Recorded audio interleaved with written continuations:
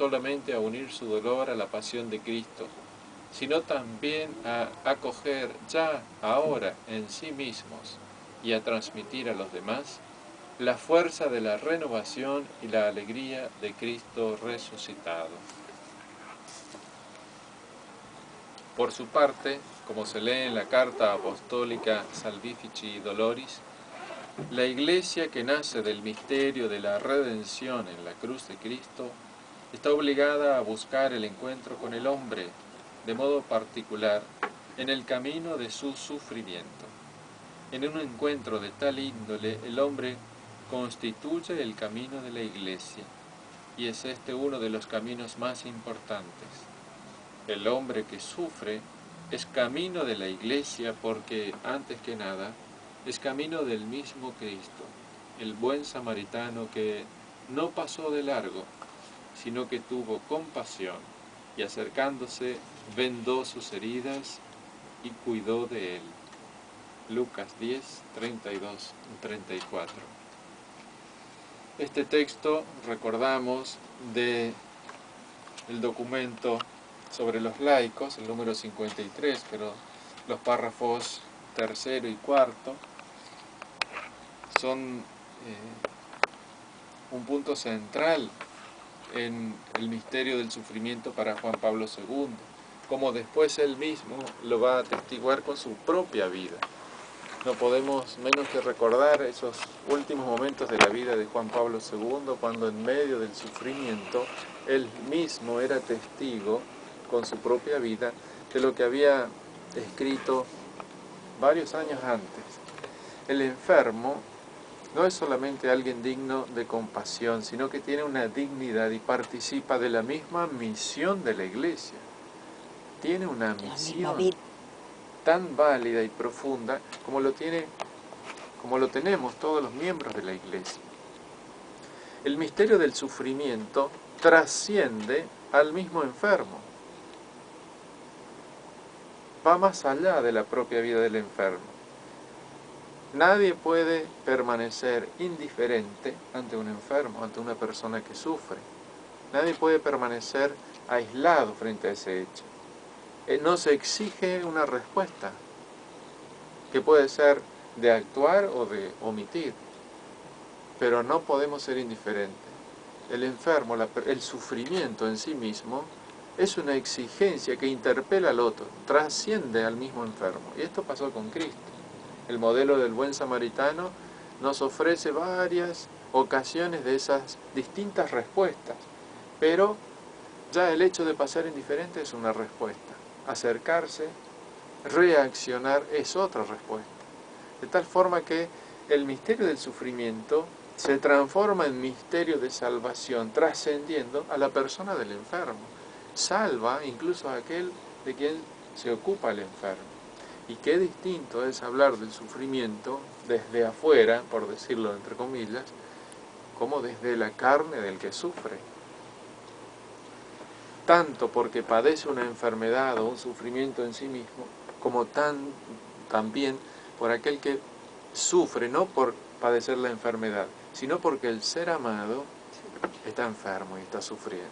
Ese compadecerse nos habla de la trascendencia del sufrimiento, de la misión de la Iglesia.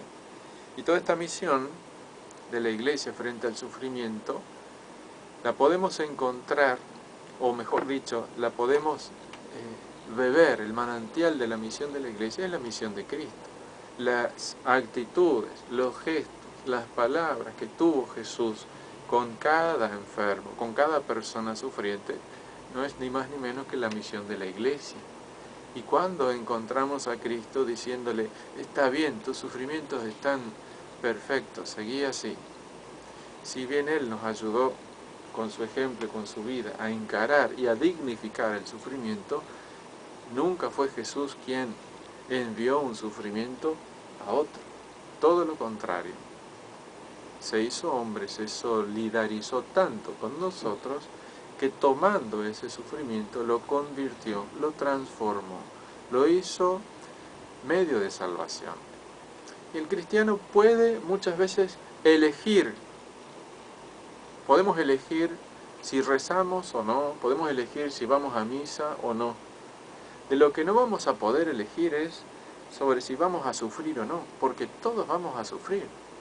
Lo que sí podemos hacer es darle un sentido a eso que nos toca sí o sí, a cada uno en cualquier momento, en cualquier situación, darle un sentido, darle dignidad, ponerlo en el corazón de Cristo. De tal forma que lo más importante acá no es sufrir, lo más importante es estar unido a Cristo, porque estando unido a Cristo, ese sufrimiento tiene valor misionero. Lo más importante es estar unido al Señor y a su iglesia, porque tiene un valor infinito, el valor de la pasión de Cristo. Sea que suframos, sea que estemos en momentos de alegría y de gozo, por eso San Pablo nos dice, gozo del Espíritu Santo en medio de muchas tribulaciones, porque contempla en la fe la fecundidad que tiene ese sufrimiento en virtud de la unión de Cristo, que es lo que sustenta y le da valor a todo sufrimiento. Perdón que me estoy extendiendo, No, solo. Al contrario. Estamos disfrutando. Estamos disfrutando, al contrario. Siga, porque es que nosotras estamos aquí todo el tiempo. Así que dele. Interesante. Más allá de hacer reflexiones así también que nos iluminan, es importante tener testimonios y que incluso quizá algún oyente lo pueda compartir, llamando por teléfono, de cómo ha participado en la misión de la Iglesia, cómo un sufrimiento ha trascendido la vida misma del enfermo. Fíjense que revela también el ser de la persona. El sufrimiento nos ilumina acerca del ser de la persona. No somos islas. Nos ilumina acerca de la intrínseca relación de comunión que hay unos con otros, por el amor. Si alguien ha tenido algún ser querido que ha sufrido, bueno, ahí lo puede comprobar. O alguien ha sufrido, o está sufriendo verdaderamente, ahí puede comprobar. De alguna manera, la soledad del que sufre, pero de otra manera también la comunión con el que sufre.